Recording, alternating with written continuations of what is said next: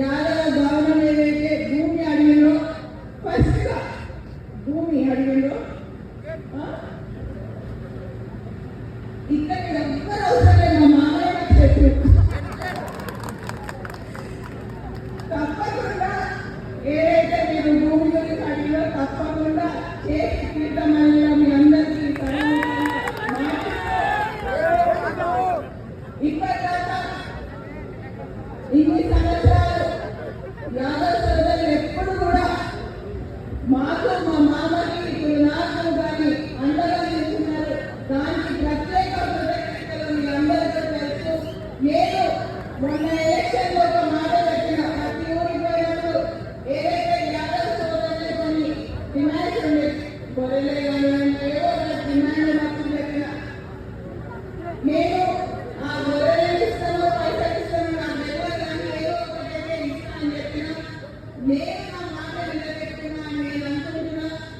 ఎందుకంటే ఇచ్చిన మాటని నిలబెట్టుకోవడం అనేది నాకు చిన్నప్పటి నుంచి కూడా నేర్పించిన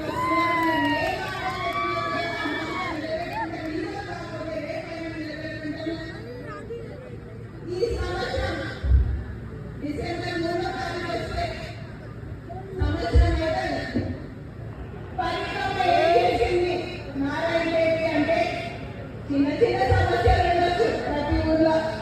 ఆ సమస్యలు ఏమంటే సమస్యలే కానీ అన్నికంటే పెద్దది ఏంటంటే మన నీటి సమస్య.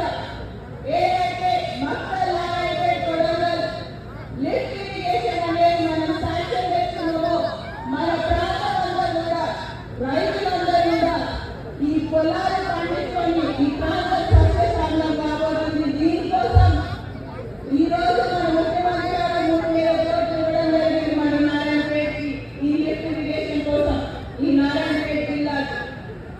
దాంతో పాటు మెడికల్ కాలేజ్ వచ్చింది. నేను ఒప్పుకుంటా, మెడికల్ కాలేజ్ ఇంతకు ముందే వచ్చింది. కానీ ఆ మెడికల్ కాలేజ్ పూర్తి చేయడం కానివ్వండి, దాంట్లో ఈ రోజు మెడికల్ స్టూడెంట్స్ పిల్లలు అడ్మిషన్స్ ఏవైతే జరిగాయో ఆ ప్రాసెస్ అంతా కూడా కంటిన్యూస్ గా మానిటర్ చేసుకుంటూ మన నారాయణపేట నియోజకవర్గంలో వచ్చిన మెడికల్ కాలేజ్ ని తప్పకుండా నిలబెట్టుకోవాలని పనిచేస్తే ఈ రోజు మన నారాయణపేట మెడికల్ కాలేజ్ అనేది శాంక్షన్ చేయాల్సిన దాంట్లో ఈ రోజు 50 మంది పిల్లలు ఇక్కడ మెడికల్ కాలేజ్ చదువుతున్నారు.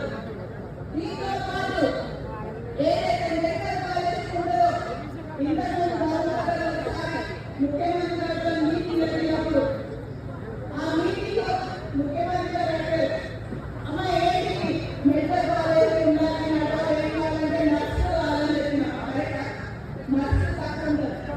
మరి ఏం చేయాలంటే మెడికల్ కాలేజ్ కాదు, మెడికల్ కాలేజ్ నర్సింగ్ కాలేజ్ ఉండాలని చెప్పిన. అదే నర్సింగ్ కాలేజ్ మన నారాయణపేట నర్సింగ్ కాలేజ్ అనేది పెట్టడం జరిగింది. దాంట్లో 60 మంది పిల్లలు అడ్మిషన్ అనేది కూడా తీసుకోవడం జరిగింది. దీంతో పాటు ఈ రంగాలే మన హాస్పిటల్లో చూస్తున్నాం.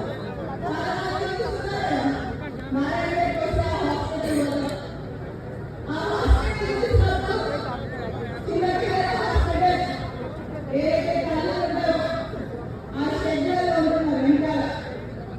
దాన్ని ఏం చేయాలంటే ఏ కావాలన్నా